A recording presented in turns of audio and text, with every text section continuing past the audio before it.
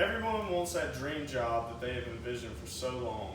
However, getting that job just might come at a high cost. Students in college struggle more and more every day. Many can't afford to enroll in college because tuition rates are constantly on the climb. According to Business Insider, college tuition and student loan debt are higher than ever. This concerns many people because I wish the best for my children and hope that they can live life to the fullest without being weighed down by debt. Therefore, I think the best way to go about this is to inform you about college tuition in the U.S. and everything linked to it. There are three main factors I would like to inform you on: why college is so costly, the impact of student loans, and what free college can do. Let's start with the reasons of why college is so costly. One reason is because the demand for higher education has risen dramatically, and once demand goes up and nothing else happens, that will raise college prices. According to the Department of Education, U.S. colleges expected a total of 20.4 million students in the fall of 2017, about 5.1 million more than in the fall of 2000. It's a vicious cycle of supply and demand. The more students who want to attend college, the more the cost of college increases, and more students borrow money. Another reason college is so expensive is the fees and room and board. Colleges spend money, a lot of money, on sleek dining halls, state-of-the-art athletic facilities, high-end dormitories, and even recreational amenities such as lazy rivers and water parks, both to be favorably ranked and to attract new students. From the 2016-17 to the 2017-18 school year, the average cost of tuition and fees increased by more than 3% at private and public colleges, according to the College Board's Trends in College Pricing 2017 report. At a four-year nonprofit private institution, tuition and room and board is $46,950 on average. Four-year public colleges charge an average of $20,770 a year for tuition, fees, and room and board. For out-of-state students, the total goes up to $36,420. Beyond that are living expenses. Next, I will describe the impact of student loans and how it affects college students. Nearly 40% of borrowers are expected to default on their student loans by 2023. That's when a person has not made a payment toward their education debt in roughly a year, triggering it to be sent to a third-party collection agency. Outstanding education debt in the U.S. has tripled over the last decade and now exceeds $1.5 trillion, posing a greater burden to Americans than auto or credit card debt. By the time a person's student loans fall into default, they will see their credit score tank around 60 points to an average of around 550, which is considered very poor.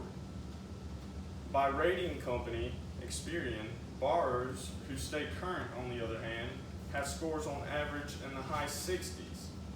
A low credit score can force people to pay higher interest rates, delay buying a house, and even have to worry about being disqualified from certain jobs. New research shows the people most at risk of falling behind on their student loans and the consequences of doing so. Ironically, those with the smallest loan balances are the most likely to be unable to pay off their debt.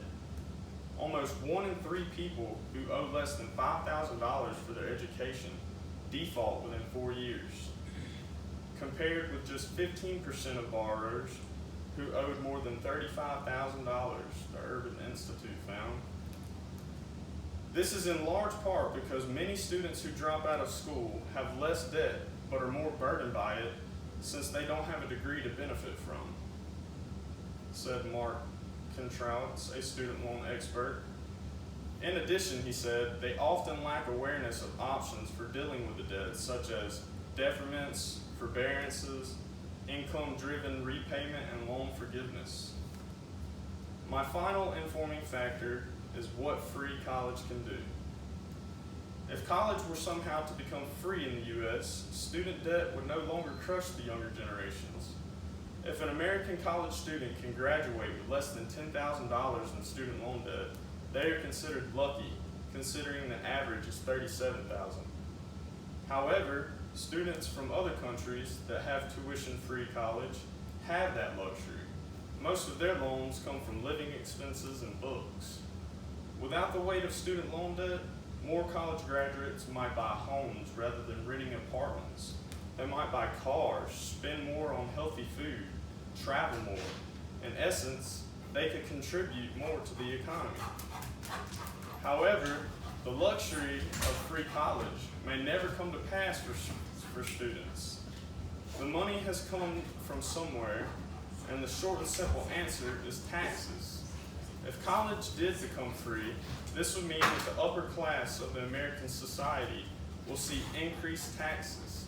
There is also a likelihood that it will increase the upper middle class as well. Or maybe it will all come from Wall Street speculation taxes. The point is, all we know is that someone will pay these dues through taxes, and the uncertainty of who will carry the burden is not making many Americans comfortable.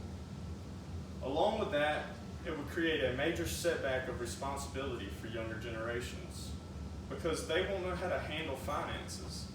College loans are often the first major financial dealing that people work with. Paying them off in a timely manner proves you know how to budget your money. Skills people use again and again when buying cars or houses. Without having to pay for school, that experience won't exist, which might be trouble down the road for buying that house or car. As I have stated, tuition costs are rising, which serves as a roadblock or downfall for many people. I hope that this speech was educational and can provide life for people that are following in my footsteps, hoping for that dream job. Hopefully, this speech will open our eyes to a better path for college education, so that anyone that chooses to embark on earning a college degree can do so.